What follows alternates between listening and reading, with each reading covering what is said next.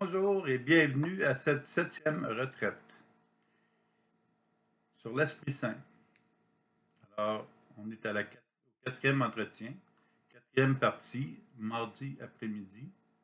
Et l'icône qui nous suit, c'est l'Esprit Saint qui tombe sur la tête des apôtres et de Marie au Cénacle.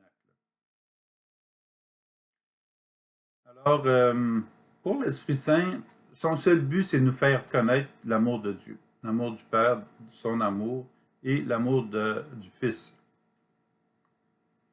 Alors, parfois, il faut, comme ce matin, dépasser les difficultés qu'on se donne, des complications qu'on n'arrête pas de se donner, par rapport peut-être à certaines personnes qui nous ont blessés, et là, on va... si une personne nous a blessés, on n'a plus confiance en Dieu, par exemple.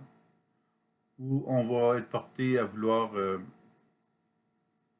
le déjouer par des mensonges, par par des faussetés. Et on pense parfois qu'on a raison de faire ça. Alors, l'idéal, c'est pour connaître vraiment l'Esprit Saint, c'est d'en venir à permettre à l'Esprit d'entrer en relation avec nous. Il est déjà, mais il faut que nous réalisions que l'Esprit est avec nous. Alors, pour nous rendre à l'amour, il y a encore des fois des difficultés qui nous suivent. Nous allons continuer un peu avec ces difficultés.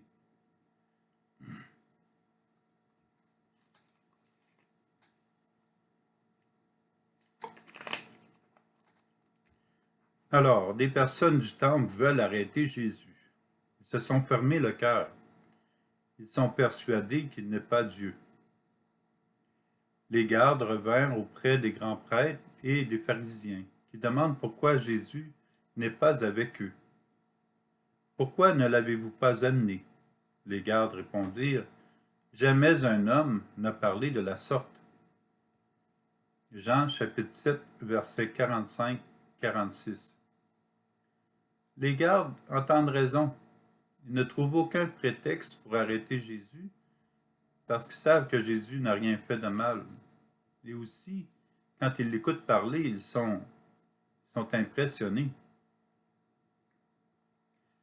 Mais les responsables du temple vont tout de même insister et planifier la capture de Jésus. Nicodème demande, notre loi permet-elle de juger un homme sans l'entendre d'abord pour savoir ce qu'il a fait? Jean chapitre 7, verset 51. Nicodème cherche à secourir Jésus, mais certains d'entre eux ne veulent pas l'écouter.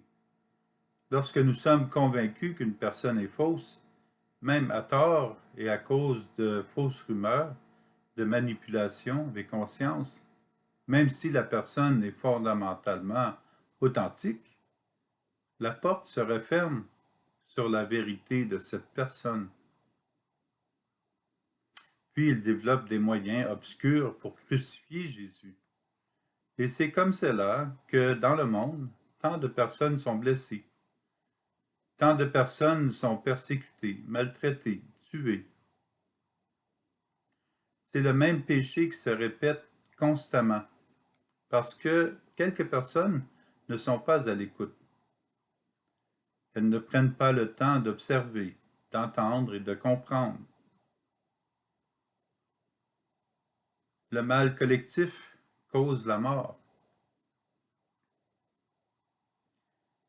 Notre prière peut aider à faire la différence, afin que des personnes soient épargnées de la sourde oreille des autres. Mais parfois, même nos bonnes intentions ne suffisent pas. Que Dieu soit reconnu pour qui il est. Dieu est tout à fait naturel et réel pour nous.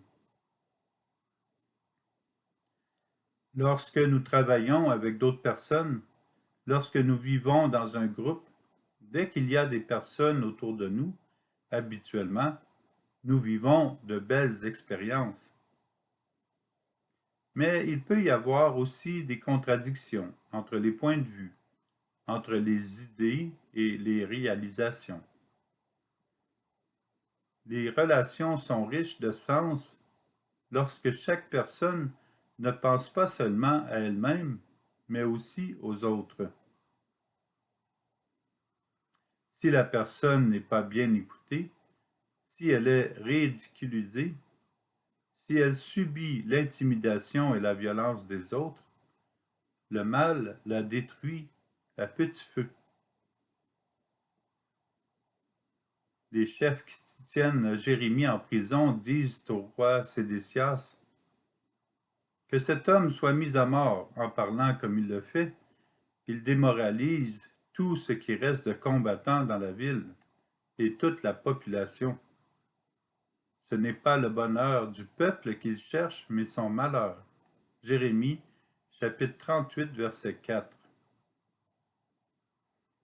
Cet officier pense détenir la vérité et il veut éliminer Jérémie, qui n'a pas le même point de vue que lui. Or, Jérémie est placé en prison dans une citerne pour y mourir. Jérémie, dans le malheur, aurait pu poser cette question étrange à Dieu, comme elle est écrite dans le livre d'Habacuc. Pourquoi restes-tu silencieux quand le méchant engloutit l'homme juste? Habacuc, chapitre 1, verset 13. Le silence apparent de Dieu, c'est que la personne ne le connaît pas encore assez. Elle doit être plus à l'écoute pour entendre Dieu. Jérémie est à l'écoute de Dieu. Reconnaissons que toujours les pensées méchantes, voire malice, causent le mal d'une personne, de Jérémie ou de Jésus.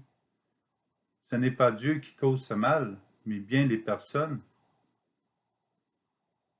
C'est heureux qu'il y ait d'autres personnes près du cœur de Dieu qui savent reconnaître la vérité. Ebed-Mélec se confie à Jérémie comme Nicodème l'a fait pour Jésus. Mon Seigneur le roi, ce que ces gens-là ont fait au prophète Jérémie, c'est mal. Jérémie chapitre 8, versets 8 à 9. Puis le roi donne alors cet ordre à Ebed-Mélec, l'Éthiopien, prends 30 hommes avec toi et fais remonter de la citerne le prophète Jérémie avant qu'il meure. Jérémie chapitre 38, verset 10. Le roi accepte de ressortir Jérémie de la citerne. Cela ne prend qu'une seule personne pour changer la situation précaire d'une autre. Juste une personne peut empêcher quelqu'un de mourir.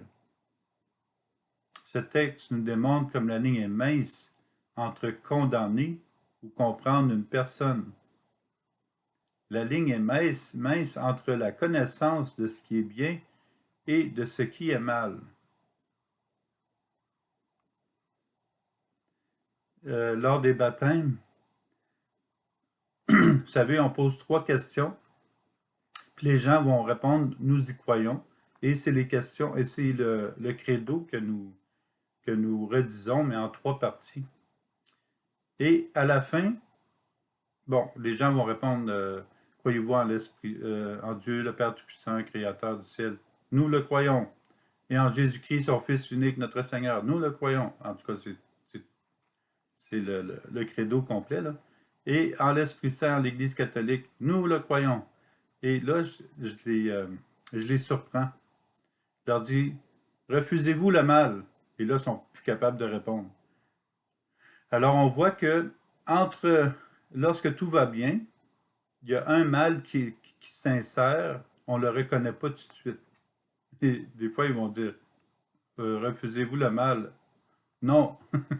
Alors, on voit à quel point ça peut être facile de se faire piéger avec le mal. Évaluons comment une manigance, une conspiration contre une personne cause du mal, souvent irréparable. Souhaitons que ce ne soit pas nous qui embarquons dans de telles propagandes contre les autres et contre Dieu. Heureusement, Jérémie en sort vivant, mais Jésus sera crucifié. Le péché est la cause première de toutes les injustices, de tous les manques d'amour, du fait de ne pas écouter le Saint-Esprit. Comme c'est mentionné par Paul, ainsi donc, nous aussi, entourés de cette immense nuée de témoins et débarrassés de tout ce qui nous alourdit, en particulier du péché qui nous entrave si bien, courons avec endurance l'épreuve qui nous est proposée, les yeux fixés sur Jésus, qui est à l'origine et au terme de la foi. Renonçant à la joie qui lui était proposée, il a enduré la croix en méprisant la honte de ce supplice, et il siège à la droite du trône de Dieu. Hébreux, chapitre 12, versets 1 et 2. Débarrassons-nous du péché, de tout ce qui nous enlourdit. Permettons à l'Esprit Saint d'enlever les pensées qui nous repoussent de Jésus, et gardons les yeux fixés sur Jésus-Christ. Ne nous débarrassons pas des personnes ni de Dieu, comme pour Jérémie et Jésus. Après le répondre du psaume « Que voici, Seigneur, viens à mon aide, viens à mon secours », nous lisons « D'un grand espoir, j'espérais le Seigneur.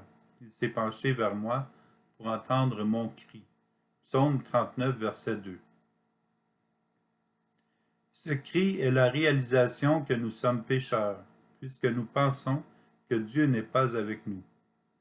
Ce cri, c'est de reconnaître que nous faisons trop d'efforts qui n'apportent rien et que nous ne nous laissons pas aimer de Dieu ni des autres.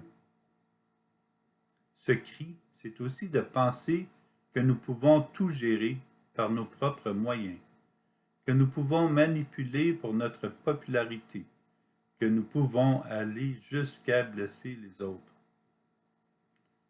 N'attendons pas. Acceptons la vérité de Dieu en nous, l'amour de l'Esprit Saint en nous. Il va nous libérer du mal puisqu'il entend notre cri. Mieux encore, il avait entendu notre plainte intérieure avant notre cri. Dieu sépare en nous le mal du bien pour nous ramener à la paix de notre baptême. Il m'a tiré de l'horreur du gouffre et de la vase de la boue.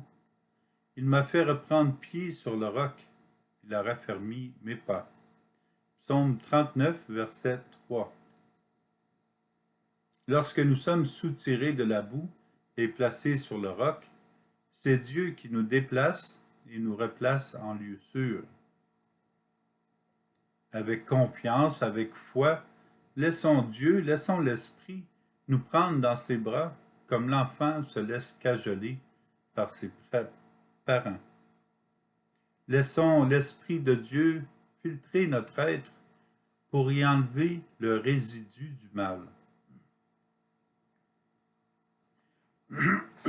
Pardon.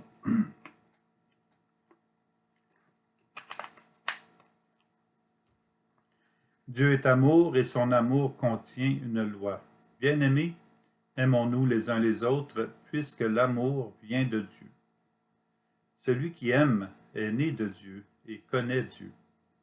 Jean, chapitre 4, verset 7. Une personne qui vit dans la rancune et la haine est invitée à faire un examen de conscience.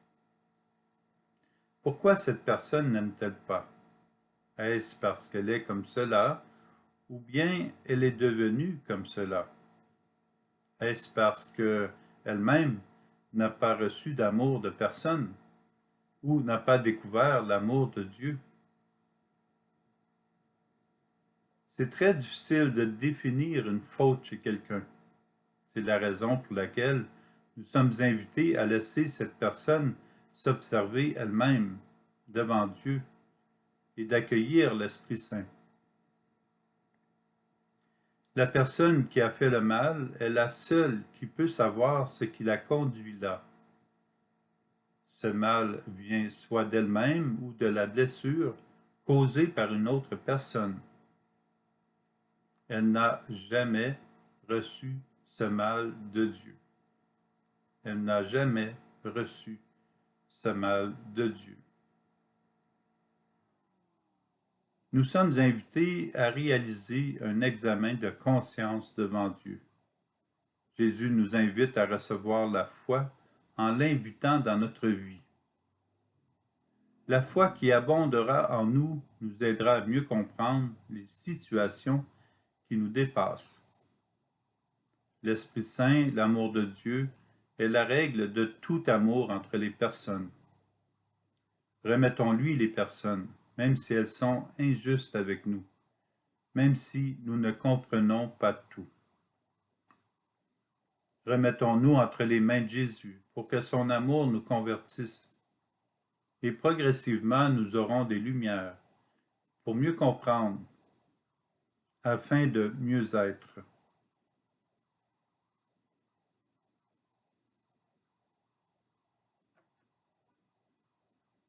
Rien de plus facile que de laisser Dieu nous aimer. L'amour, c'est simple. Mais avouons-le, nous avons une tendance à compliquer le passage de l'amour de l'Esprit Saint entre nous. L'amour est limité par nos défauts, nos faiblesses, notre indécision.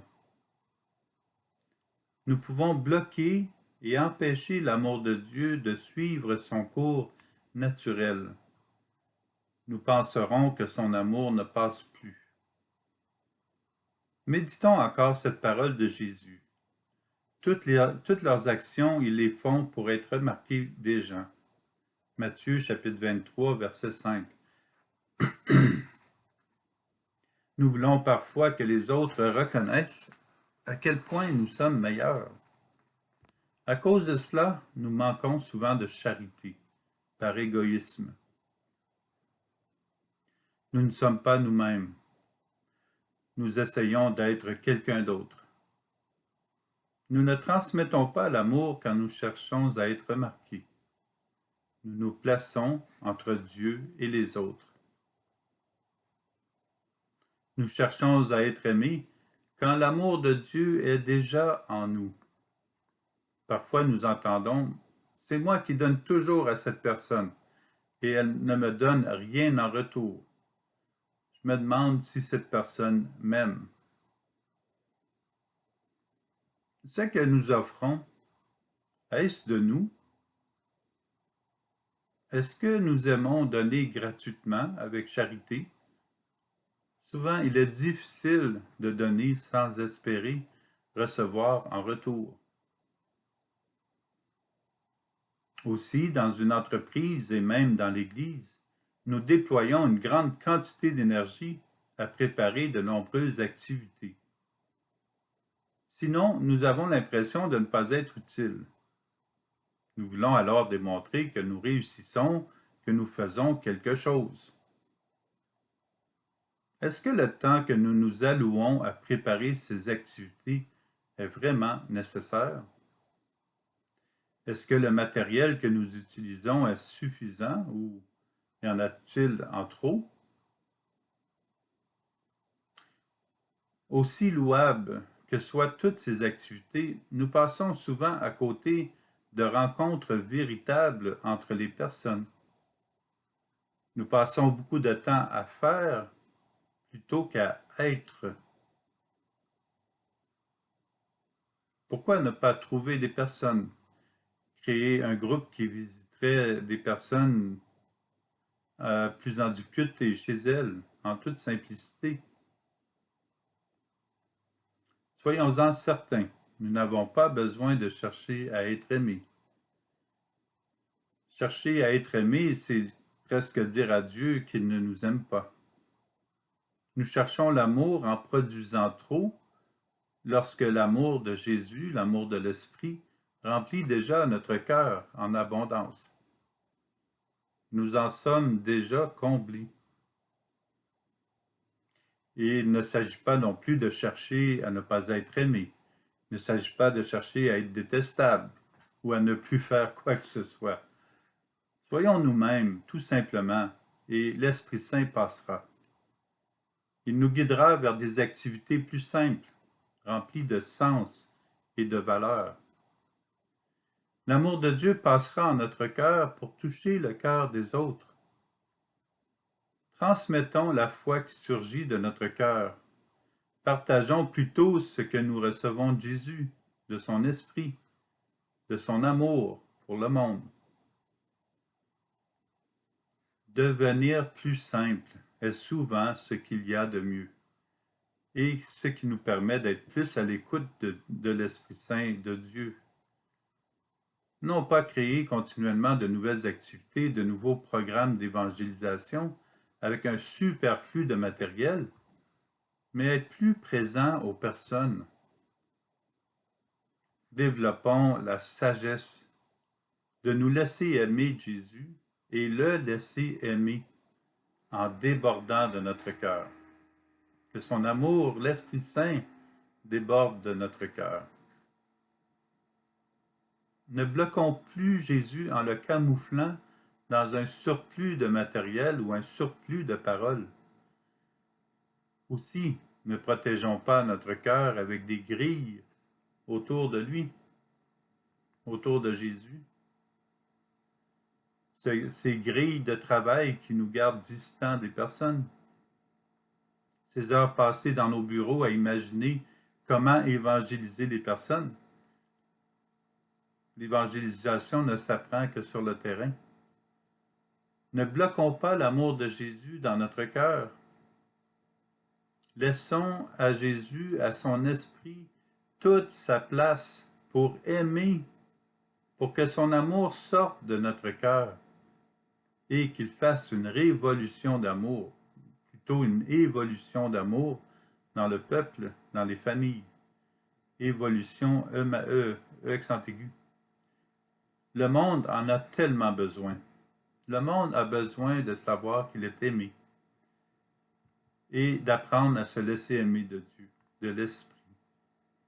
Vivons une rencontre personnelle avec les autres, de Jésus en nous à Jésus en eux. Reconnaissons Jésus chez les autres. Soyons présents au mouvement de l'Esprit Saint, à ses charismes, à ses dons dans notre cœur, et laissons au Seigneur le soin de nous aimer, de s'occuper de nous et des autres.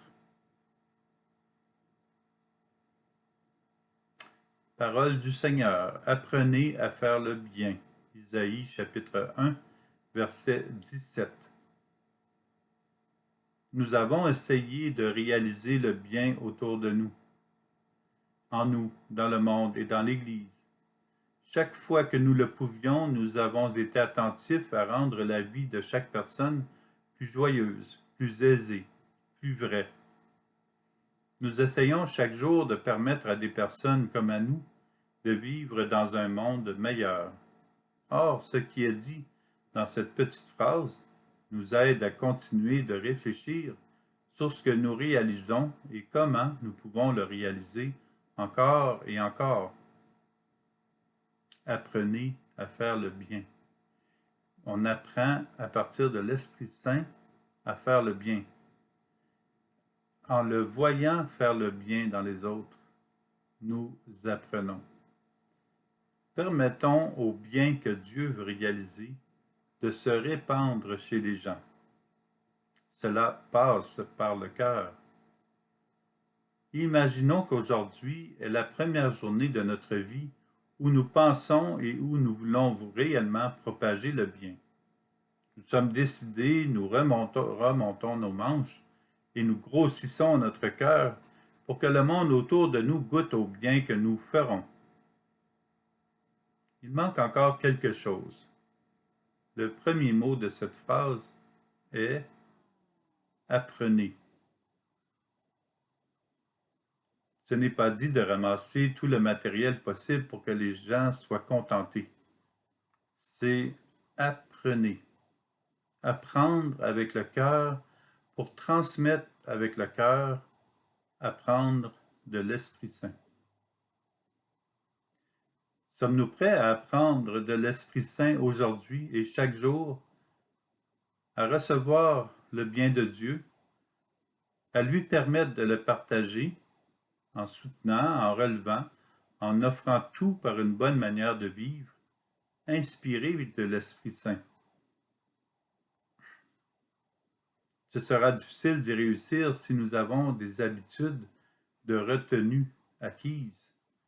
Si nous passons nos journées à planifier plutôt qu'à rejoindre les cœurs,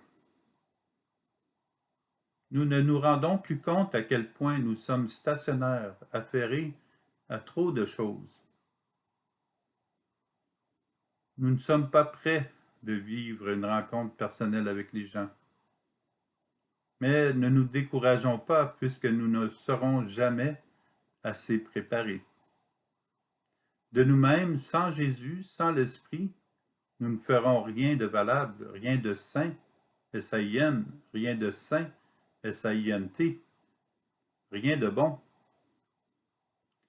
Ce n'est pas à nous de réaliser le partage, mais lorsque nous prions Jésus de le faire en nous, puis à travers nous, là, nous réussissons. Parce que c'est Jésus qui réussit. Seuls, nous ne savons pas comment aimer. Seul Jésus, son Esprit, le Père, savent aimer et nous invitent à le laisser nous excéder pour toucher les cœurs. Même avec ce que nous disons ici, nous espérons que c'est l'amour de Dieu qui passe.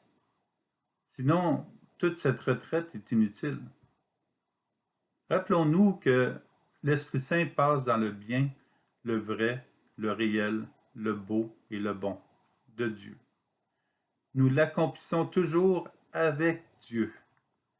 Sans lui, nous n'accomplissons rien. Donc, c'est Dieu lui-même qui accomplit tout le bien dans le monde. Jamais nous, c'est Dieu lui-même. Juste découvrir ça, ça nous permet de nous libérer et de permettre à Dieu plus d'espace.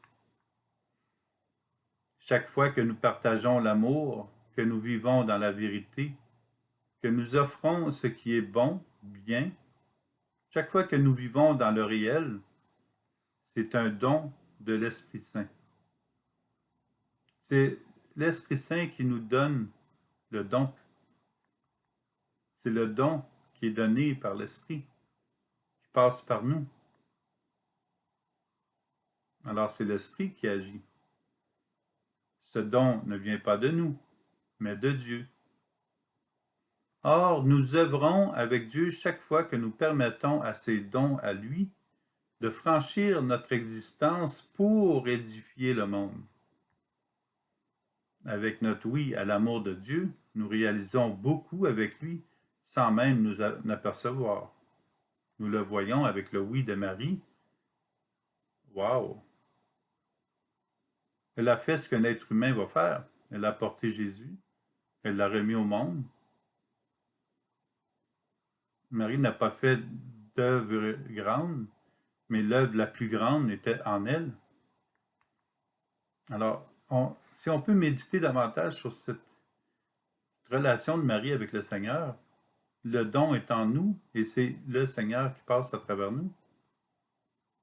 C'est pour cela que nous vous invitons, avec ces derniers paragraphes, de le méditer et de reconnaître que tous nos talents, charismes et dons sont de l'Esprit Saint. Que nous en soyons conscients ou non, souvent, à notre insu, nous réussissons avec Jésus, avec son Esprit. Il ne reste qu'à le reconnaître que tout amour vient de lui et non pas de nous. Ça va nous empêcher de devenir orgueilleux.